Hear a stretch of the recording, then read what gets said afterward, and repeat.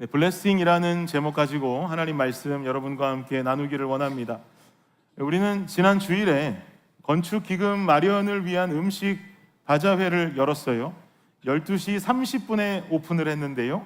12시 30분에 오픈을 하고 저는 예배 준비를 위해서 오후 1시에 이곳 AFC로 넘어오는데 이미 오픈한 지 30분 정도밖에 지나지 않은 그 시간에 지나치면서 제가 올라간 매출액에 관해서 잠깐 듣게 됐는데 그 금액만 그 당시에 들어보더라도 엄청나더라고요. 그래서 그 금액을 순간 듣고는 이 정도면 매달하고 싶다 하는 마음이 들 정도로 지난주 우리 음식 바자회에 엄청난 인기를 실감할 수가 있었습니다.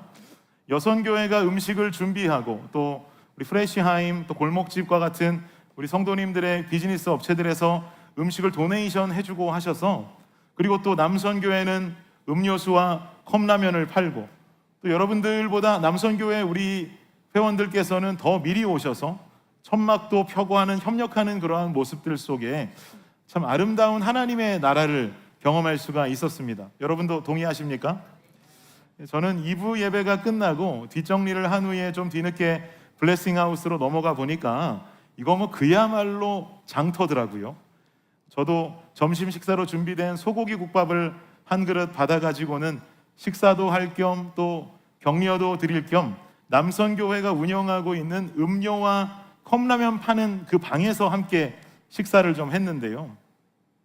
식사하다 보니까 목이 말라요. 그래서 제가 우리 현국 집사님하고 우리 건희 형제한테 내가 이따 나가서 결제할 테니까 나 미리 음료수 하나만 좀 먼저 외상으로 달라라고 부탁을 했어요. 그러면 당연히 저는 줄 알았는데 우리 현국 집사님, 건희 형제, 강진석 집사님이 정색을 하면서 나가서 당장 쿠폰을 사오라고 그러더라고요. 여러분, 이분들이 이렇게 무서운 사람들입니다. 근데 생각해보면 이분들의 경영 전략이 맞지요. 어디 교회에서 물건 하나 산다고 목사가 외상으로 달라 그러고 갑질하는 것도 아니고 말입니다. 그게 맞는 것입니다. 그래서 제가 그런데도 말하기를 우리 남선교회 참 무섭다, 음료수 하나 목사한테 외상으로 안 준다고 웃으면서 말했더니 우리 현국 집사님이 말하기를 여선교회는 더하다는 거예요. 아까 자기가 봤는데 여선교회에서 이강숙 권사님한테 제육볶음을 팔고 있더라, 이 장면을 봤다는 거예요. 제육볶음은 골목집에서 온 음식인데 여선교회는 그 제육볶음을 골목집 사장님께 팔고 있더라, 이걸 보면서 자기가 깜짝 놀랐다라고 이야기하는데 제가 그 이야기를 들으면서 얼마나 웃었는지 모릅니다. 그리고는 성화에 못 이겨서 결국 음료수 쿠폰을 사러 제가 바깥으로 나가 보았더니 정말 우리 여선교회가 얼마나 교회 건축에 온 정성과 온 마음을 쏟고 있는지가 보이더라고요. 제가 음료수 하나를 주문하고는 카드를 내겠다고 카드를 꺼냈더니 지금 목사님 달랑 음료수 하나 사면서 카드 내시는 거냐고 그래요. 우리 고방실 집사님이 딱 그러는 거예요. 그래서 제가 젤로 보낼 수 있는 걸 깜빡했네요. 젤로 보내겠습니다 라고 말했더니 옆에 서 있던 여선교회 임원들이 뭐라는 줄 아세요? 목사님 이왕 보내시는 거 좀 더 보내셔도 됩니다 그래요. 형국 집사님 말이 맞더라고요. 여선교회가 더 무서웠습니다.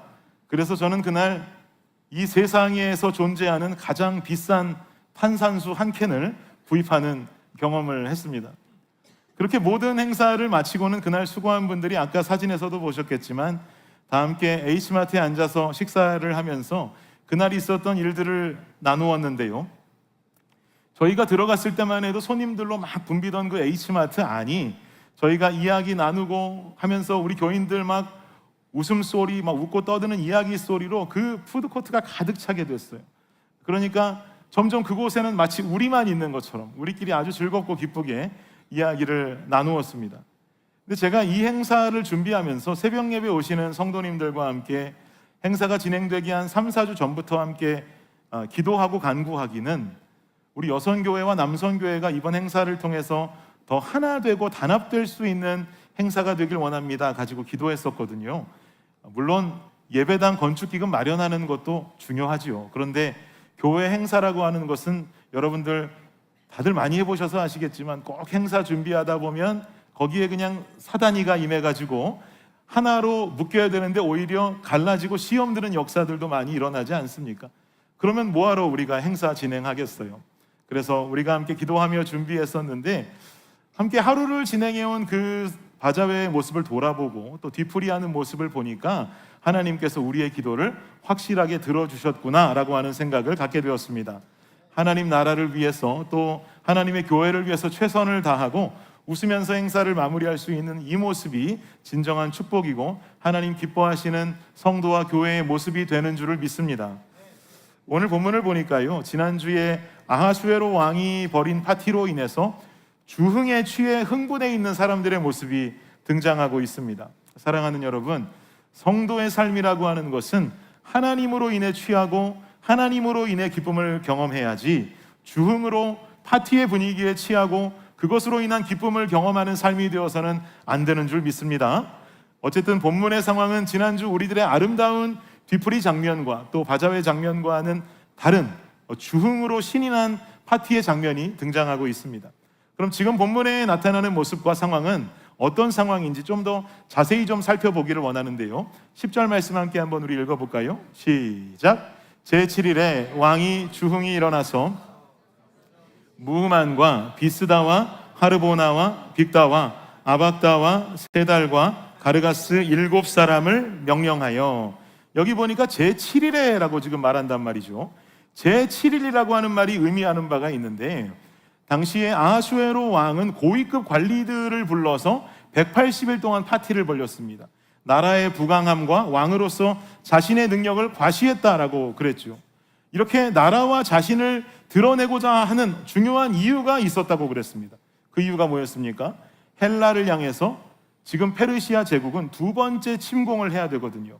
지금 아하수에로 왕은 자기 아버지 때에서 이루지 못하고 마라톤 전투에서 패배해버렸던 첫 번째 침공을 뭔가 다시금 복수하기 위한 헬라를 향한 두 번째 침공을 계획하고 있단 말이에요.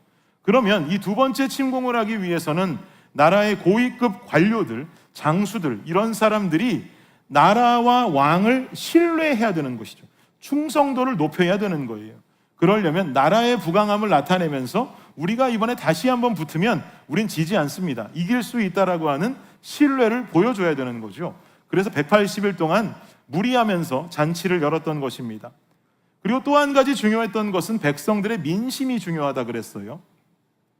전쟁이라고 하는 것은 당연히 백성들의 민심이 기반되어져야 할 것인데, 민심이 흔들리면 왕이 마음대로 이 전쟁을 이끌고 나갈 수가 없겠죠. 그래서 180일 동안은 고위급 관료들을 위해서 잔치를 벌였지만 또 7일 동안은 수산에 있는 백성들을 위해서 파티를 열었다 그랬습니다. 그런데 지금 10절 말씀 보니까 제7일에 라고 말하고 있단 말이죠. 이 말인즉슨 백성들을 위해서 벌인 그 파티 마지막 날에 벌어진 사건이다 이 말이에요. 어떤 사건이냐? 왕이 주흥이 일어났습니다. 술에 취해서 흥이 일어나서는 어전 내시들을 부릅니다. 그리고는 명령하는데 어떤 명령을 내리냐면, 읽어볼까요? 시작. 왕후 와스디를 청하여 왕후의 관을 정제하고 왕 앞으로 나오게 하여 그의 아리따움을 뭇 백성과 지방관들에게 보이게 하라 하니 이는 왕후의 용모가 보기에 좋음이라. 왕후 와스디에게 명령하기를 왕후의 관을 정제하고 왕이 참석하고 있는 그 파티로 나올 것을 명하는 거예요. 그러자 이 명령을 들은 와스디가 어떻게 반응을 하는가 하니까 12절 말씀입니다. 시작. 그러나 왕후 와스디는 왕명을 따르기를 싫어하니 왕이 진노하여 마음속이 불붙는 듯 하더라. 와스디는 내시가 전한 왕명에 순종했어요? 순종하지 않았어요? 순종하지 않았어요. 왕명을 거역했단 말이죠. 왕명을 거역했다라고 하는 것은 그만큼 자신에게 생기게 될 수 있는 불이익이 있을 수도 있는 것을 당연히 알고 있었을 텐데, 그럼에도 불구하고 와스디는 그 불이익을 감수하면서까지 왕으로부터 내려온 왕명을 거역해버린 것입니다. 근데 생각해보면 왕이 내린 명령이 저게 무슨 어려운 부탁입니까? 왕후의 관을 정제하고 자신이 지금 즐기고 있는 그 파티로 나와주십시오라고 하는 저 부탁, 어려운 부탁도 아닐진데 이 정도 부탁은 들어줄 수도 있는 것 아닌가라고 생각할 수 있겠지만, 사실 와스디가 이 초대를 거부한 데는 이해가 될 만한 다른 이유들이 좀 숨겨져 있습니다. 첫 번째는 뭐냐면, 당시 고대 페르시아 제국의 파티 문화는요, 남성들이 하는 파티, 그러니까 왕이 주관하는 남성의 파티와 왕후가 주관하는 여성들의 파티가 관례적으로 나뉘어져서 진행되었단 말이에요. 그런데 갑자기 남성들끼리 즐기고 있는 그 파티를 왕후 보고 나오라고 말하니 이거는 이 제국의 관례상 흔히 벌어지는 일이 아니었단 말이죠. 왜 갑자기 나를 지금 남성들의 잔치에 부르는 거야? 지금까지 그런 적이 한 번도 없었는데. 그러면서 딱 그 자리를 왕비가 거절한 것이에요. 두 번째 숨겨져 있는 이유는 뭐냐? 당시 아하수에로 왕이 남성들의 파티를 따로 진행했다라고 하는 것으로 보아서 남성들끼리 하는 이 파티는 아마도 음란함이 있는 파티였을 것이다 라고 성경학자들은 말합니다. 그러니 와스디는 이런 음란함이 깃든 파티에 자신이 부른다고 나가서 참석하는 것은 마치 자신도 이 파티에 들어와 있는 무희들이나 기생들과 똑같은 취급을 받게 되는 것 같으니 이것도 괜히 기분 나쁠 수 있는 거예요. 무시당하는 기분이 드는 거죠. 그래서 초대에 응할 수가 없는 것입니다. 마지막 세 번째로 생각해 볼 수 있는 이유는 뭐냐면 성경에는 왕후의 관을 정제하고 파티 자리에 나오라고 기록이 되어 있지만 그렇게 왕후의 관을 정제하고 나오라고 하는 그 대목이 우리에게 주는 어감은 어떤가요? 관도 정제하고 왕후의 옷도 예를 갖추어 입고 아주 근엄하게 그 자리로 나와 주십시오라고 하는 명령처럼 보여집니다. 그죠? 그런데 사실은 유대인들의 전승 탈무드 기록에 의하면 왕후의 관을 정제하고 예를 갖추어서 권위를 가지고 품격 있게 나오라고 명령한 것이 아니라 실상 명령은 어떻게 내려졌냐면 왕후의 관만 쓰고 나와라 라고 명령이 됐다는 거예요. 이해가 되세요? 관만 쓰고 나와라. 옷은 다 벌거벗은 채로 왕후의 관만 쓰고 나와라 라고 명령이 되었다라고 전승의 그 기록이 나와져 있습니다.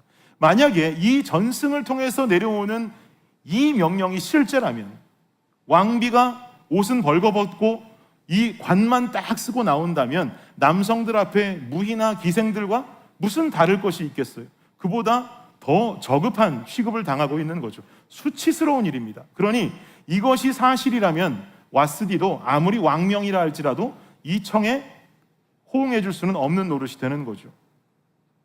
어떤 이유에서든지 간에 아하수에로 왕이 와스디를 남성들의 파티에 나오게 한 이유인 즉슨 자신의 왕권의 강함을 보여주고 싶었기 때문이었던 것이에요. 그래야 자신의 강함을 본 백성들이나 관료들도 자신이 하고자 하는 모든 일에 순종적으로 따라올 수 있기 때문입니다. 여러분, 이런 모습들은요, 오늘날 세상 속에서도 수도 없이 많이 나타나는 모습 아닙니까? 나의 강함을 과시하고 싶어 하는 것, 나의 강함을 통해서 주변 사람들이 나를 신뢰하고 나를 따르기를 원하는 모습들을 여러분의 직장과 혹은 사업장, 여러분의 가정, 삶의 여러 부분들에서 수도 없이 만나면서 살고 계시는 모습일 거라고 저는 생각합니다. 그런데 오늘 제가 우리 블레싱 공동체를 향해서 드리고 싶은 말씀은 적어도 하나님을 믿는 성도는 세상 속에서 이렇게 살지 말아야 된다는 것이에요. 동시에 세상을 운행하는 이 원리가 적어도 교회 공동체 안으로는 들어오지 말아야 한다는 것입니다. 왜냐하면 이것은 하나님의 가르침, 성경의 주장과는 완전히 위배되는 모습이기 때문에 그렇습니다. 성경이 주는 가르침은 무엇인가? 출애굽기 19장 5절 말씀 우리 함께 읽어볼까요? 시작. 세계가 다 내게 속하였나니 너희가 내 말을 잘 듣고 내 언약을 지키면 너희는 모든 민족 중에서 내 소유가 되겠고. 여러분, 이게 하나님 말씀입니다. 세계가 다 내게 속했다는 말이에요. 이 문장을 영어 성경의 해석을 보니까 마지막 문장에서 분명히 말하고 있죠. 모든 세상은 다 내 것이다 라고 말하고 있어요. 세상의 주인이 되시는 하나님께서 말씀하시는 거예요. 너희가 내 말을 잘 듣고 내 언약을 지키면 너희는 모든 민족 중에서 내 소유가 될 것이다. 여기서 소유라고 하는 말의 히브리어를 그대로 해석하면 personal property라고 하는 뜻입니다. 하나님의 개인적인 소유가 된다는 말이에요. 우리가 주님의 개인적인 소유, 즉 선택받은 자녀의 삶을 살아갈 수 있게 된다 이 말이죠. 그리고 나서 이어지는 6절을 보니까 뭐라고 말하냐면 읽겠습니다. 시작. 너희가 내게 대하여 제사장 나라가 되며 거룩한 백성이 되리라. 너는 이 말을 이스라엘 자손에게 전할지니라. 너희가 내게 대하여 무슨 나라가 되어야 된다고요? 제사장 나라가 되어야 된다. 여기서 제사장 나라가 되어야 한다라고 하는 이 말씀의 뜻은 뭘까? 제사장은 백성들의 영적인 리더입니다. 제사장들의 가르침으로 인해서 이스라엘 백성들이 하나님 앞으로 나오게 되는 것이죠. 그런 역할이 제사장의 역할이에요. 즉 제사장은 백성들의 영적인 인도자의 역할을 하는 사람이에요. 그러면 이스라엘이 제사장 나라가 되어야 한다는 말의 의미는 뭐겠어요? 너희 이스라엘로 하여금 온 열방에 하나님을 모르고 하나님을 믿지 않는 그 민족들이 하나님의 하나님 되심을 알아야만 하고 그들이 하나님께로 돌아오는 인도자의 역할을 이스라엘 너희들이 해야만 한다라는 것이에요. 이 말이 무슨 의미입니까? 성도의 삶이라고 하는 것은 나의 강함을 내가 과시하는 삶이 되어서는 안 된다는 거예요. 성도의 삶은 나의 강함을 과시하는 삶이 아니라 나를 통해 역사하시는 전능하신 하나님의 강함을 자랑하는 삶이 되어야 할 줄 믿습니다. 이것이 오늘 본문의 아하수에로 왕의 모습과 결정적으로 오늘날 성도들이 달라야 하는 삶의 모습인 것이고 교회의 모습이 되어야 하는 것이죠. 사도 바울은 고린도후서 말씀을 통해서 이렇게 말씀해요. 읽겠습니다. 시작. 나에게 이르시기를 내 은혜가 내게 족하도다. 이는 내 능력이 약한 데서 온전하여짐이라 하신지라. 그러므로 도리어 크게 기뻐함으로 나의 여러 약한 것들에 대하여 자랑하리니 이는 그리스도의 능력이 내게 머물게 하려 함이라. 아멘. 사도 바울은 여러분 잘 아시는 것처럼 평생 병을 하나 가지고 있었습니다. 어떤 병이냐면 학자들이 많이 말하기를 안질이라는 병을 가지고 있었다라고 말해요. 바울은 자신을 통해서 수많은 병든 자들을 고쳐주었고요, 심지어 죽었던 유두고도 살려내는 수많은 기적을 일으켰음에도 불구하고 자신에게 있는 이 안질이라고 하는 병은 아무리 기도를 하고 매달려도 사라질 생각을 하질 않는 거예요. 그래서 이것을 놓고 주님 앞에 그렇게 기도하고 그렇게 매달렸는데 주님께서 간절함 가운데 부르짖는 바울을 향해서 말씀하시기는 뭐라고 말씀하시냐면, 야 바울아 바울아 바울아, 내 은혜가 너에게 이미 족하도다. 이것은 왜냐하면 내 강한 능력은 약한 자에게 임해야 온전해질 수 있기 때문이야 라고 지금 말씀하시는 거죠. 사랑하는 여러분, 하나님의 전능하시고 강하신 능력은 약한 자에게 약한 곳에서 온전함을 이루시는 줄을 믿습니다. 나의 강함을 자랑하고 그 강함으로 사람들을 이끄는 세상의 방법과는 다르게 하나님의 크신 능력은 약한 자에게 임하고 하나님의 강함은 약함과 부족함을 온전하게 하시는 능력이 있다는 말이죠. 그러니 부족함이 은혜이고 그러니 연약함이 은혜일 수밖에 없는 것이에요. 그리고 이어지는 10절을 보니까 뭐라고까지 고백하느냐? 시작. 그러므로 내가 그리스도를 위하여 약한 것들과 능력과 궁핍과 박해와 곤고를 기뻐하노니 이는 내가 약한 그때의 강함이니라. 아멘. 바울의 너무 멋진 고백이에요. 약한 것들과 능력과 궁핍과 박해와 곤고를 어떻게 한다고요? 기뻐하노니. 왜요? 이는 내가 약한 그때에 강해질 수 있기 때문이다. 약한 그때에 강하신 하나님으로 강해질 수 있기 때문이다. 여러분, 이 고백이 우리의 고백이 되기를 예수님의 이름으로 축복합니다. 그럼 우리는 어떻게 해야 나의 약함을 다 내려두고 하나님의 강함을 나타내고 드러내면서 살아갈 수가 있을까요? 여러분, 우리는요 인생의 매뉴얼을 바꾸어야 됩니다. 이게 무슨 말인가? 출애굽기 19장 5절 말씀을 다시 한번 보면, 우리 한번 다시 읽어볼까요? 시작. 세계가 다 내게 속하였나니 너희가 내 말을 잘 듣고 내 언약을 지키면 너희는 모든 민족 중에서 내 소유가 되겠고. 지금 이 말씀에서 모든 민족 중에서 하나님의 소유가 되는 것, 중요한 말씀이에요. 그런데 하나님의 소유가 되는 이 놀라운 사건에는 분명한 조건이 하나 달려 있어요. 뭐라고 말합니까? 너희가 내 말을 잘 듣고 내 언약을 지키면 이라고 분명하게 조건이 달려 있어요. 우리는 예수님을 믿으면서도 여전히 나의 강함을 드러내는 세상의 이치와 다를 바 없는 삶을 살더란 말이에요.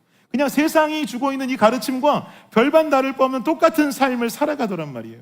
이렇게 우리가 예수를 믿으면서도 여전히 나의 강함을 드러내는 세상의 이치와 똑같이 살아갈 수밖에 없는 이유는 내 인생의 매뉴얼이 여전히 세상이 주는 매뉴얼로 아직까지도 세팅이 되어 있기 때문입니다. 지금까지 어떤 삶을 살아왔다 할지라도, 그 방법이 익숙하고 편안하다 할지라도 예수 그리스도를 구주로 영접하는 그 순간 우리 인생의 매뉴얼은 하나님의 말씀으로 뒤바뀌어야 하는 줄로 믿습니다.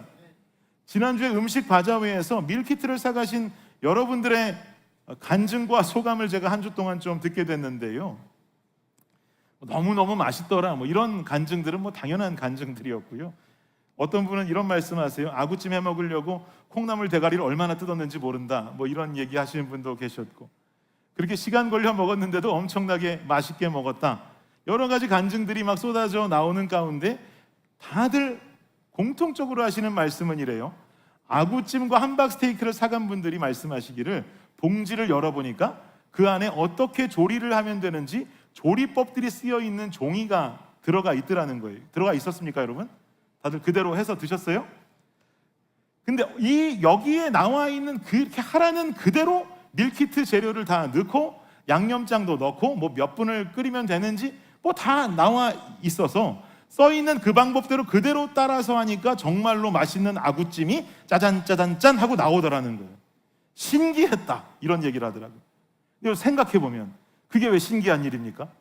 하라는 대로 하면 맛있는 음식이 나오니까 정성껏 검증된 방법을 써드리고 파는 것이지, 검증도 안 된 방법을 대충 한 3분 끓이면 맛있을 거야 라고 해서 써주는 게 아니잖아요. 그대로 했는데 맛있다, 맛있을 수밖에 없어요. 그대로 했는데 맛있지 않으면 이유는 하나밖에 없습니다. 뭐겠습니까? 그대로 안 한 거예요. 그런데 거기 써 있는 대로 그대로 이행을 해서 맛있게 먹으면서는 또 어떤 대화들 하셨습니까? 야, 이거 너무 맛있다, 너무 맛있어. 이 아구찜은 도대체 블레싱 교회에서 누가 만든 거야? 어떤 집사님 만들었대. 그럼 그 집사님은 도대체 어떤 고춧가루를 쓰는 거래? 나는 아무리 해도 이런 맛이 안 나오던데 고춧가루가 다른가 봐. 여기서 주는 아구는 왜 이렇게 실한 거래? 나는 이런 아구를 구할 수가 없던데. 똑같은 재료로 해도 이 맛이 안 나던데, 야, 그 집사님 블레싱 교회 음식 솜씨가 대단하네, 말하지 않았겠어요? 여러분들도 그런 말씀 나누시지 않았습니까? 제가 무슨 말씀을 드리고 싶은 거냐면, 이 음식을 사가지고 간 사람이 써있는 매뉴얼 그대로 지켜서 맛있게 먹고 나니 누가 드러나요? 이 음식을 만든 사람, 매뉴얼을 만든 사람이 자연스럽게 드러나게 되더란 말이에요. 제가 무슨 말을 하고 싶은 거예요, 여러분? 매뉴얼을 만든 일을 드러내고 매뉴얼을 만든 일을 나타내는 삶을 살아가는 것, 하나님의 하나님 되심을 나타내며 살아가는 것이 성도의 삶이라고 한다면, 성도는 그 매뉴얼 그대로 지키는 삶을 살아야 한다는 거예요. 그래서 결국 내 삶이 정말 맛있는 아구찜 같은, 함박 스테이크 같은 맛있는 인생으로 만들어져야 된단 말이죠. 그러면 그 사람들은 우리를 보고 뭐라 그러겠어요? 야, 저 사람은 왜 저렇게 기쁘게 산대? 저 사람은 왜 저렇게 일이 하나도 안 되는 것 같은데 표정은 행복해 보인대? 저 사람은 왜 저렇게 또 일이 잘 풀린대? 저 사람은 몸도 아픈데 왜 이렇게 얼굴에 행복이 가득하대? 이 안에서 그 사람이 따르고 살아온 매뉴얼의 주인이신 하나님이 자연스럽게 드러나는 거예요. 세상 가운데 이 삶을 살아내는 블레싱 성도님들의 삶이 되시기를 예수님의 이름으로 축복합니다. 근데 여러분, 우리에게 있는 가장 큰 문제는 뭔지 아세요? 잠언 3장 5절 6절 한번 볼게요. 시작. 너는 마음을 다하여 여호와를 신뢰하고 내 명철을 의지하지 말라. 너는 범사의 그를 인정하라. 그리하면 내 길을 지도하시리라. 아멘. 이 말씀에서도 분명히 지금 우리에게 전하고 있습니다. 여호와를 신뢰하고 내 명철을 의지하지 말래요. 그리고 나서 이어지는 말씀이 참 중요한데요, 너는 범사의 그를 인정하라 라고 명령합니다. 범사에가 무슨 말입니까? 인생의 모든 순간순간들을 범사라고 하잖아요. 인생의 모든 순간순간들 속에 하나님을 인정하고 그의 말씀을 신뢰하는 삶을 살아가야 된다는 거예요. 그러면 주께서 내 길을 지도하신다는 거예요. 근데 우리는 여기서 아주 크나큰 문제 하나에 꽝 하고 부딪히게 됩니다. 어떤 문제입니까? 범사의 주님을 기억하기 위해서, 인생의 모든 순간순간 주님을 기억하기 위해서는 범사의 내가 대하는 하나님의 말씀이 우리 삶 속에 있어야 되는 거예요. 그렇지 않겠습니까? 근데 말씀이 책으로 집에 있기는 있는데, 말씀이 핸드폰 안에도 들어가 있기는 있는데, 말씀이 내 차 안에도 있기는 있는데 문제는 뭐예요? 펼치지를 않는다는 게 제일 큰 문제인 거예요. 다 가지고는 있어요, 한 권씩. 핸드폰 안에 펼치면 몇 장 몇 절 바로 찾을 수 있어요. 근데 문제는 뭐야? 범사에 읽고 있는 말씀이 없으면, 범사에 내가 대하고 있는 말씀이 없으면 어떻게, 무슨 수로 범사에 하나님을 인정할 수 있습니까? 어떻게 그 하나님을 나타내며 살 수가 있습니까? 그분이 내 인생의 길을 지도할 수가 있겠습니까?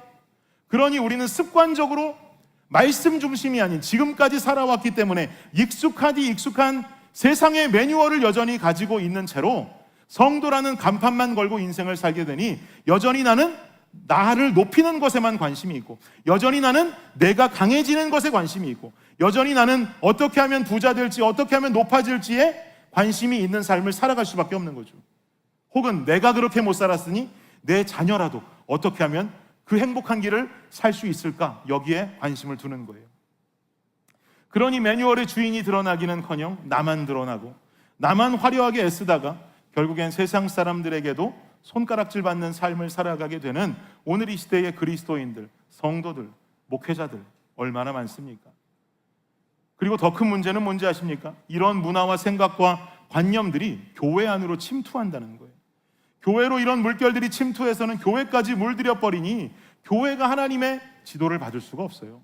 그러니 교회가 점점 세속화되어 가고, 교회는 무슨 세상 비즈니스 하듯이, 사업하듯이 사업 경영 마인드를 가지고 교회가 경영되고 잘못된 길을 걷게 되는 교회들의 모습을 보게 되는 것 아닙니까?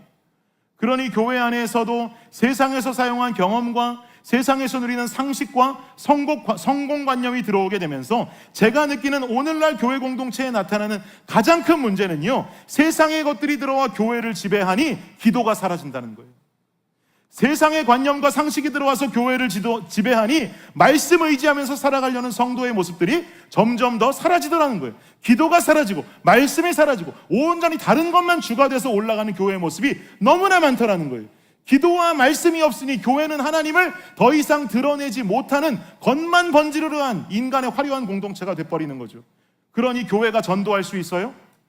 교회가 하나님 말씀대로 기도하면서 교회를 운영해야 사람들에게 그 매뉴얼의 주인이신 하나님을 나타낼 수가 있을 것인데, 그러지를 못하고 세상 방법과 다를 바 없이 운영이 되니 교회를 통해 하나님이 아닌 그냥 세상에 똑같은 게 드러날 수밖에 없는 거예요.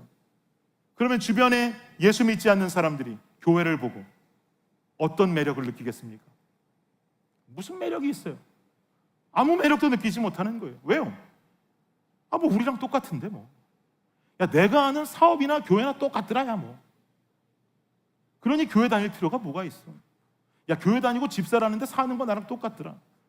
거룩해야 된다는데 죄질 거 다 짓고 다니더라. 그러니 세상 사람들은 무슨 생각을 해요? 교회 다닐 필요 뭐가 있어? 야, 그냥 착하게 살면 돼, 착하게. 사랑하는 여러분, 교회와 성도는 모름지기 말씀과 기도가 살아있어야 하는 줄 믿습니다. 우리 교회는 제발 그런 교회로 성장할 수 있기를 축복합니다.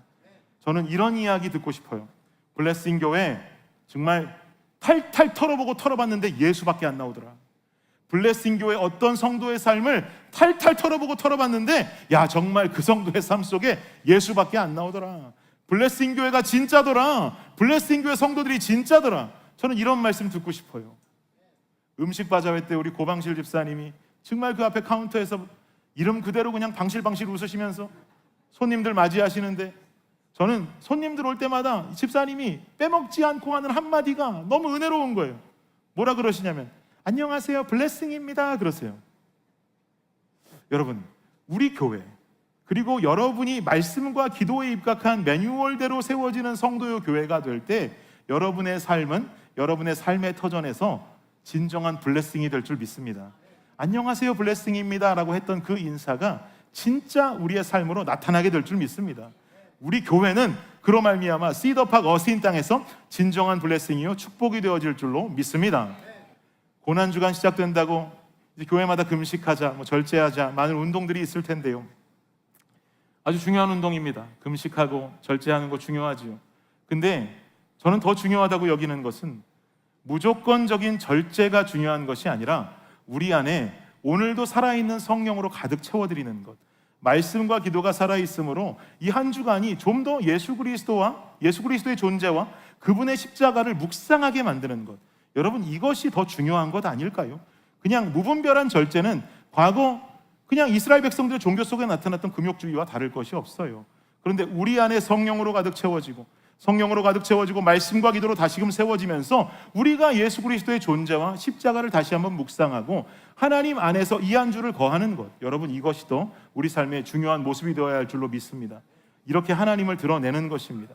이렇게 하나님을 나타내는 제사장적인 성도, 제사장적인 교회로 이 어스틴 땅에 여러분의 삶의 터전들 가운데 믿지 아니하는 자들, 여러분의 주변, 그리고 여러분 자신을 하나님 앞으로 거룩히 인도해낼 수 있는 제사장적인 한 사람 한 사람의 교회가 되시기를 예수 그리스도의 이름으로 축복합니다.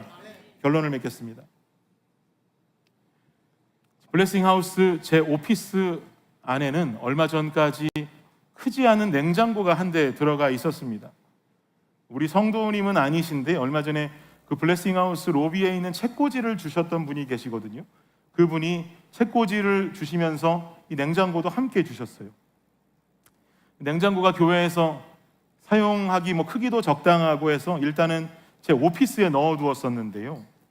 이 냉장고를 주실 때 그 원래 주인분께서 제게 분명히 말씀하시기를, 목사님, 제가 깨끗하게 청소를 하기는 했는데 아무래도 쓰던 냉장고라 여시면 냄새가 날 수는 있어요 라고 하시더라고요. 냉장고가 당연히 그렇죠. 새 냉장고도 아니고 당연히 누가 쓰던 냉장고를 우리에게 이렇게 주시는 것인데 당연히 쓰던 것이니 안에서 냄새 날 수 있죠. 그래서 괜찮습니다, 감사합니다라고 냉장고를 받아서는 제 오피스에 갖다 넣어두곤 정확히 냉장고가 있을 장소가 어딘지를 확정하지를 못해서 코드를 꼽지는 못하고 늘 빼두고만 있었는데요.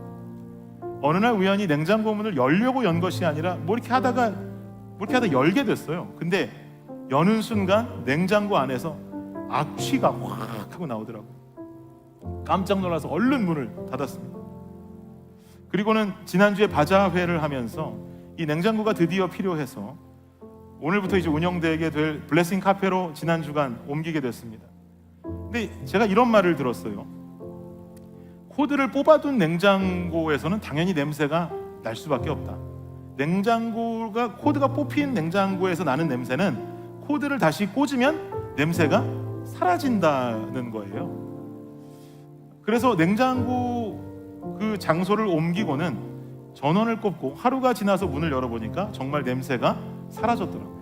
신기하더라고요. 어떻게 이런 현상이 일어나는가 알아보니 냉장고 안에 있는 이 팬이 돌면서 공기가 순환되고 내부의 온도가 떨어지면서 냄새가 사라지는 현상이라고 그러더라고요. 냉장고 하나도 전원이라고 하는 생명이 공급이 되니까 그전에는 도저히 쓸 수 없는 악취가 나는 물건 같더니만 생명이 들어오니 문제없이 쓸 수 있는 가치 있는 물건이 되더란 말입니다. 그리고 지난주에 바자회를 이렇게 준비하면서 유스에게 주기로 한 그 블레싱 카페가 될 창고방에 미리 좀 페인트 터치업이 필요한 부분에 제가 가서 페인트도 바르고 또 작은 TV도 달고 소파도 위치를 잡고 창문에는 에어컨도 달고요. 또 방금 말씀드렸던 냉장고도 갖다가 옮겨두고 바자회 물건들 판매할 진열대도 조립해서 넣어놓고요. 또 중요한 것은 이렇게 하나하나 다 꾸며놓은 뒤에 인터넷까지 될 수 있도록 인터넷까지 라우터를 설치하고 나니까 2주인가 3주 전부터 우리 유스 아이들이 이 방을 드나들기 시작하는 거예요. 뭔가 이제 방 같았던 모양이에요. 초등부 아이들도 가서 놀기도 하고 TV도 보기도 하고요. 얼마 전에 블레싱 하우스에서 이 창고 건물까지 전기를 연결하고 인터넷 케이블까지 끌고 가는 공사를 했었지만, 근데 그 방 안에 아무리 그렇게 전기를 넣고 인터넷 선을 끌어놨다 할지라도 사람이 드나들질 않으니까 여전히 뭔가 창고 같고 폐가 같아 보였단 말이죠. 그런데 2주 3주 전부터 가구도 들어가고 아이들이 하나둘씩 드나들기 시작하더니만 이제는 뭔가 그 창고 안에 온기가 돌고 생기가 느껴지는 아늑한 공간이 되었습니다. 여러분도 새 집으로 이사 가실 때 이런 기분 느껴보신 적 있으실 거예요. 아무리 새로 지은 새 집이라 할지라도 혹은 이전 주인이 청소를 프로페셔널하게 아주 깨끗하게 하고 나갔다 할지라도 오랜 동안 그 집을 비워놓으면 그 집은 온기가 없어요. 뭔가 생기가 없기 마련이죠. 그리고 쓸쓸함이 느껴집니다. 사랑하는 여러분, 성도와 교회의 모습도 이와 같지 않을까요? 겉으로 볼 때는 참 화려한 성도의 삶 같아 보이고 겉으로 볼 때는 모자랄 것 없는 성도의 삶 같아 보인단 말입니다. 교회도 마찬가지죠. 겉으로 볼 때는요, 교회 화려하고 멋지고 대단한 교회처럼 보입니다. 그러나 성도와 교회의 삶에 진정으로 온기가 돌고 생기가 들어가기 위해서는 그 안에 살아계신 하나님의 존재가 가장 중요한 줄 믿습니다. 여러분 돌아보세요. 여러분 삶에 혹시 말씀이 사라지지는 않았습니까? 여러분 삶에 혹시 기도가 사라지지는 않았습니까? 은혜 받았던 첫사랑의 그때는 말씀 읽지 않으면 견디지 못했고, 기도하지 않으면 견디지 못했고, 찬양하지 않으면 견디지 못했던 내 삶이었는데, 혹시 여러분 그거 다 사라진 지 오래되진 않으셨어요? 오늘날 성도들, 교회가 가지고 있는 병 중에 제가 가장 심각한 병이라고 진단하는 것은 아는 병입니다. 아는 병. 말씀, 기도, 찬양, 예배가 살아있어야 한다는 것, 이래야 진짜 교회가 되고, 이래야 진짜 건강한 성도의 삶이라는 것, 여기 앉아 계신 분들 중에 모르시는 분들 계십니까? 우리 다 알아요. 이거 모르는 사람 아무도 없습니다. 근데 문제는 뭐예요? 이걸 알기 때문에 우린 실제로 그렇게 살고 있다고까지 생각한다는 거예요. 이게 아는 병입니다. 여러분, 아는 건 사는 것이 아니에요. 신앙은 경력으로 신앙을 말하는 것도 아니에요. 사는 것은 행동으로 나타나야 사는 것입니다. 주일 되면 교회에 왔다 간다 라고 하는 것으로 내 삶에 성도된 온기가 나타나지 않습니다. 살아나지 않아요. 성도된 모습으로 하나님을 나타낼 수 없어요. 말씀을 잃어버리셨다면 여러분 일상의 말씀을 다시 되찾으셔야 됩니다. 성경을 펼치세요. 아는 건 읽어야지 하는 아는 지식으로 성경 읽는 건 아니에요. 펼치고 읽으셔야죠. 들으셔야죠. 기도의 삶이 사라지셨다면 기도의 자리로 나오셔야죠. 무릎 꿇어야죠. 내 입을 열어야죠. 내가 주님의 이름을 불러야죠. 여러분 하루를 잘 돌아보십시오. 이 시간이 사라진 성도님들이 너무 많으실 거예요. 이런 성도님들 많으시다면 오늘날 가장 큰 위기는 어딘지 아십니까? 이 교회입니다. 성도의 삶의 말씀과 기도가 다 사라져 버린다면 오늘날 우리가 모여있는 이 블레싱 공동체는 누가 지키십니까? 언제까지 우리 하나님과 하는 공동체라고 떵떵거리면서 주장할 수 있겠습니까? 위험합니다. 성도와 교회에 있어 가장 큰 블레싱은 전능하신 하나님의 이름을 부르고 믿고 의지하며 살아갈 수 있는 이 사실인 줄을 믿습니다. 그리고 이 하나님을 주변으로 알리는 삶을 살 수 있는 것입니다. 여러분 더 이상 죽어 있으면 안 됩니다. 더 이상 사라진 말씀, 사라진 기도 속에 살면 안 됩니다. 여기서 지금 일어나십시오. 뒤를 돌아서세요. 말씀으로, 기도로 그 앞으로 다시 나와서 살아있는 그리스도인의 삶을 믿지 않는 열방과 도시 속으로 보여줘야 할 줄 믿습니다. 그래야 제사장적인 삶이죠. 그러지 않으면 어떤 방법으로도 제사장적인 삶의 모습을 나타낼 수가 없는 것입니다. 사랑하는 여러분, 이 모습 그대로, 결단한 모습 그대로, 살아내는 모습 그대로 주변에 하나님의 하나님 되심을 나타내고 세워가는 블레싱 공동체가 될 수 있기를 예수 그리스도의 이름으로 축복합니다. 아멘. 이 시간 우리 함께 찬양하고 기도하며 결단하겠습니다.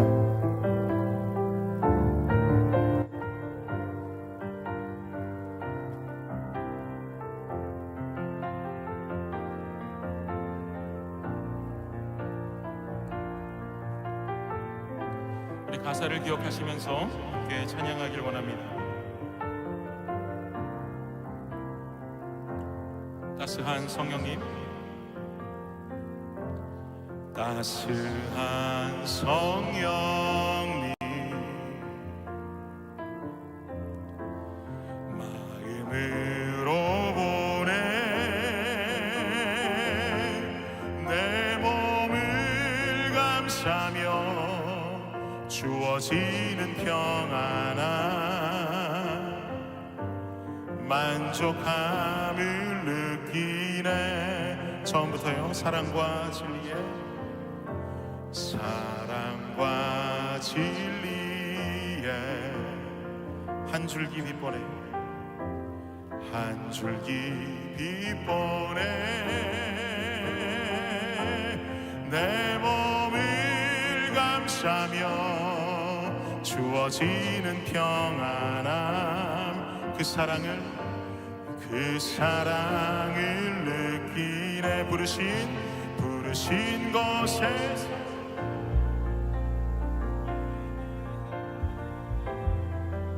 어떤 상황에도 나는 예배하네.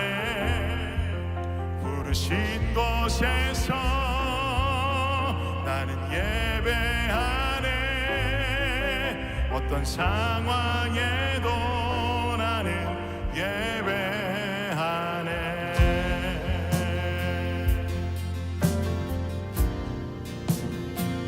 우리 다시 한번 처음부터 주님 앞에 고백하며 나아갑니다. 따스한 성령님, 따스한 성령님,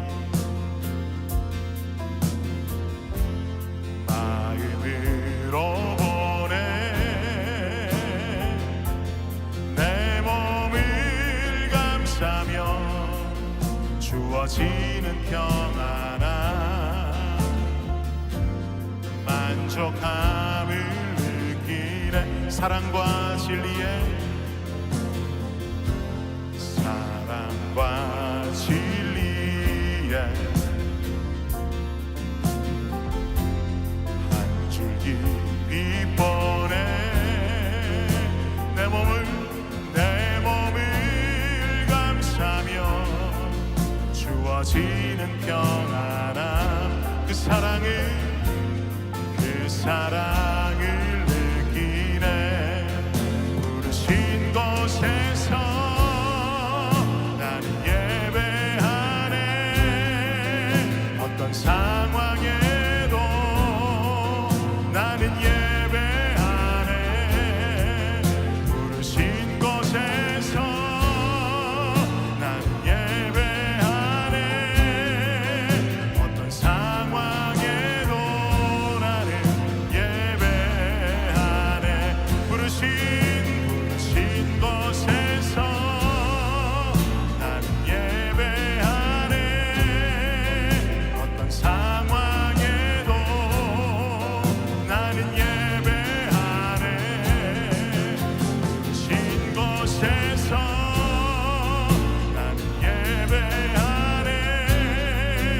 어떤 상황에도 나는 예배하네. 내가 걸어갈 때 길이 되고, 걸어갈 때 길이 되고, 살아갈 때 삶이 되는 그곳에서 예배하네. 내가 걸어갈 때 길이 되고, 살아갈 때 삶이 되는 그곳에서 예배하네. 부르신 곳에서 나는 예배하네. 어떤 상황에도 나는 예배하네. 부르신 곳에서 나는 예배하네. 어떤 상황에도 나는 예배. 우리 한 번 더. 부르신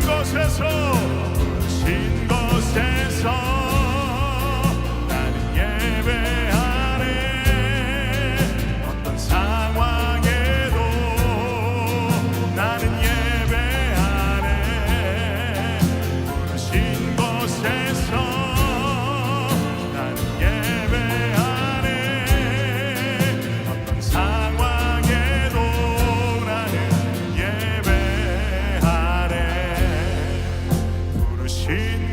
나는 예배하네.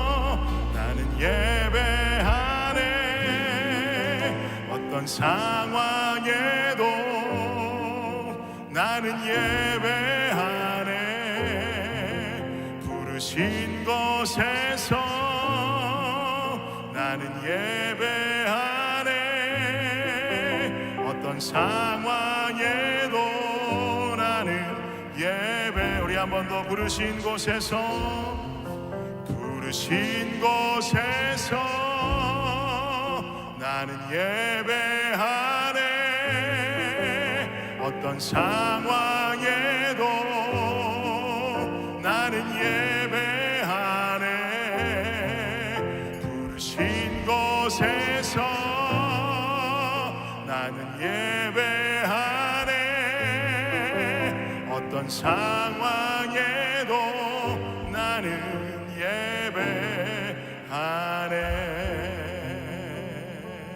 여러분, 이 시간 우리 한 목소리로 좀 기도하며 나아가실 때에, 그렇습니다 주님, 우리의 삶이 그저 이 주일 한 번의 예배로만 끝나는 삶이 아니고 또 세상의 이치와 관념 속에 세상에서 별 다를 바 없는 정말 구분되지 않는 삶으로 살아가는 성도의 모습이 아니라 아버지 앞에 이 시간 간구하며 나아가기는 주님, 나의 삶이 삶의 지표가 말씀이 되고 나의 삶의 지표가 기도가 되고 예배가 되며 이제 예수를 영접하고 교인으로 살아가겠노라고 고백한 이상 이제 더 이상 세상의 관념과 세상의 이치를 떠나 하나님의 세계 속에 더 넓은 하나님의 뜻과 하나님의 꿈과 하나님의 일하심을 바라보며 하나님의 생각을 바라보며 살아갈 수 있는 더 넓은 마음 갖게 하여 주시옵소서. 주님 모실 때 더 기쁨이 되는 자로 정말 나의 자녀, 나의 사랑하는 아들이요 딸이라고 하는 고백을 들을 정도로 말씀대로 살아가고 기도가 살아나는 나의 인생이 되게 하여 주옵소서.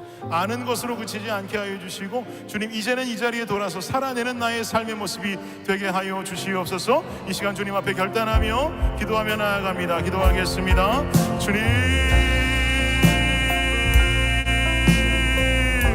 아버지 하나님, 우리의 삶이 주님 더 이상 아는 데서 그치는 삶이 되지 아니하도록 주님 역사하여 주시기를 간절히 원합니다.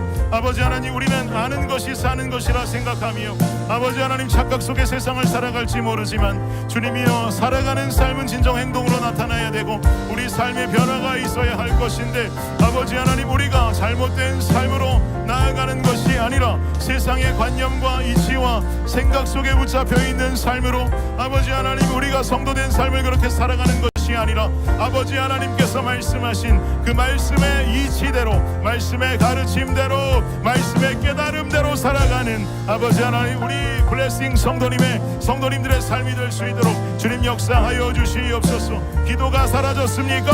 주님 기도하게 하옵소서. 기도가 사라지고 주님, 내가 첫사랑을 아버지와 함께 경험하였을 때에 아버지 그때 가지고 있었던 뜨거움과 그 믿음과 신앙이 다 사라져버렸다면 아버지 하나님, 이 시간 다시금 결단하고 주님 앞으로 나아가 아버지 하나님, 내가 옷을 찢고 눈물을 흘리며 회개할 일이지 주님이 아버지 하나님, 내가 엉뚱한 생각하며 세상의 관념과 이치 속에 살아가며 이 시간 이 자리가 편하다고 아버지 말하며 살아간다면 아버지 하나님, 우리를 용서하여 주시고 올바른 삶을 살아갈 수 있도록 주님 함께하여 주시옵소서. 주님 역사하여 주시옵소서. 주님의 생각과 주님의 이치가 올바르게 개입되어지는 나의 삶이 될 수 있도록 주님 함께하여 주시옵소서. 주님 역사하여 주시옵소서.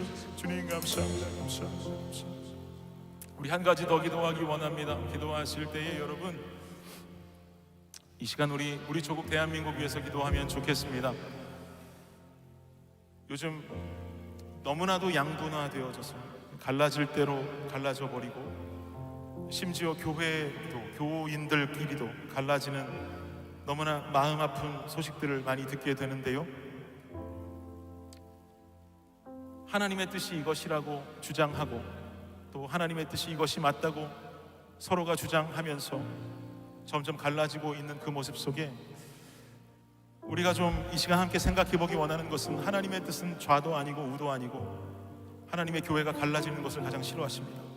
하나님의 사랑이 공동체 가운데 있어야 하고 서로가 하나 되고 서로가 단결해야 되는 이 상황들이 있어야 될 것인데 나눠지고 찢어지고 서로가 서로를 헐뜯고 도리어 싸우고 이런 모습들 속에 너무나 가슴 아픈 현상들을 바라보게 됩니다.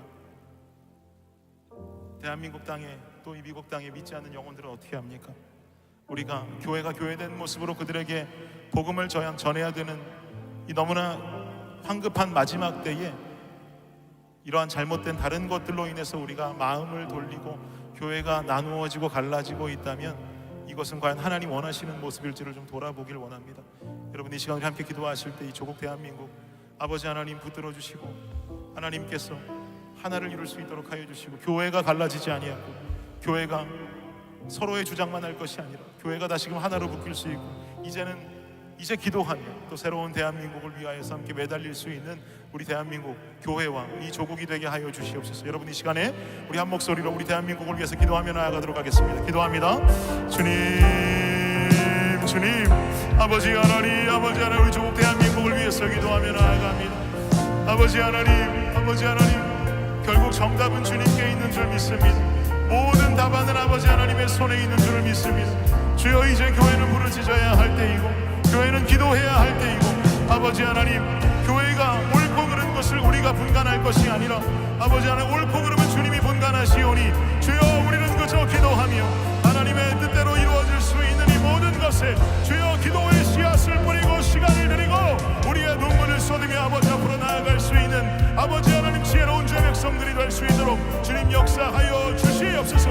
아버지 하나님 함께하여 주시옵소서. 아버지 하나님 우리로서는 너무나 부족하고 아버지 우리의 지혜로서는 부족하고 아버지 하나님 우리는 아무것도 하나 없다 하지만 주여 전능하신 하나님은 아버지 하나님 이 세상의 시작과 마지막을 알고 계시고 아버지의 뜻대로 모든 것이 진행되어지며 하나님의 손안에 하나님의 능력 안에 이 세계가 있음을 우리는 선포하오니 주여 이 세계가 주께 속하였으니 주님 우리 기도하는 성도들의 기도 소리를 들어서 아버지 하나님 교회가 하나 되어 아버지 하나님 주님 다시 오실 그 길을 예비하고 아버지 하나님 우리가 함께 아버지 복음 전하며 살아있는 아버지 하나님의 말씀 전하고 기도할 수 있는 주여 이 백성들과 교회들과 성도들이 될 수 있도록 주여 역사하여 주시오며 목회자들이 그 마음 가지고 함께 부르짖으며 기도할 수 있도록 주여 역사하여 주시옵소서. 주여 역사하여 주시옵소서. 부르신 곳에서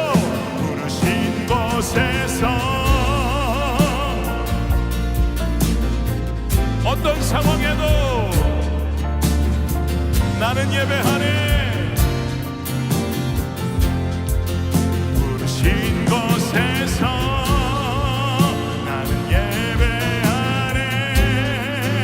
어떤 상황에도 나는 예배. 우리 한 번 더 부르신 곳에서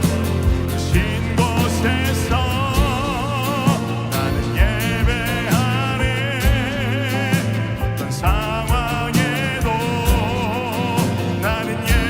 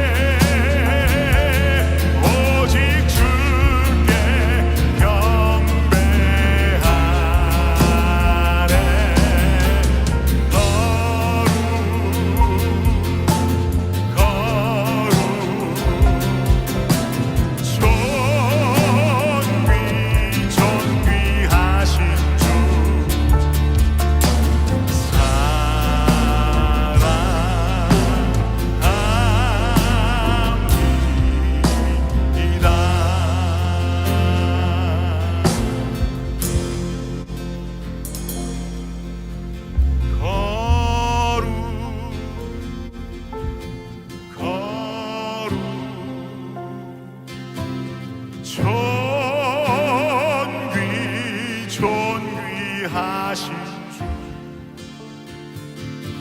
사랑합니다.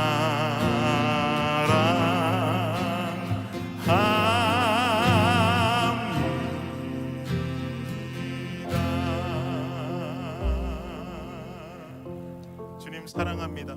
존귀하신 하나님, 우리가 거룩하게 살아가기를 원합니다. 주의 백성답게 세상의 이치와 관념에 박혀 사는 것이 아니라 주님 말씀의 매뉴얼 그대로 살아가며 우리 삶을 통해 드러날 하나님의 이름을 높이고 알리는 제사장적 마인드로 살아가게 하여 주시옵소서. 우리 각자 한 사람 한 사람의 삶이 그리 되길 원하고, 그렇게 우리의 삶이 말씀과 기도의 삶으로 더딥혀지고 돌아설 때 우리 블레싱 공동체 또 각 목장에 하나님의 은혜와 성령의 충만케 하심이 폭발할 줄을 믿습니다. 주님, 이것을 우리가 기대하며 나아가오니 주님, 우리 한 사람 한 사람의 삶을 지켜주시며 주 안에 거하는 우리가 되게 하여 주시옵소서. 지금은 우리 주 예수 그리스도의 은혜와 무한하신 하나님의 사랑과 놀라운 성령의 은총이 오늘 이 시간 주 앞에 나와 기도하고 말씀 듣고 결단하며 돌아가는 이 자리에 모인 모든 주의 백성들 머리 위에 지금으로부터 영원까지 함께 하시기를 우리 주 예수 그리스도의 이름으로 축원하옵나이다. 아멘.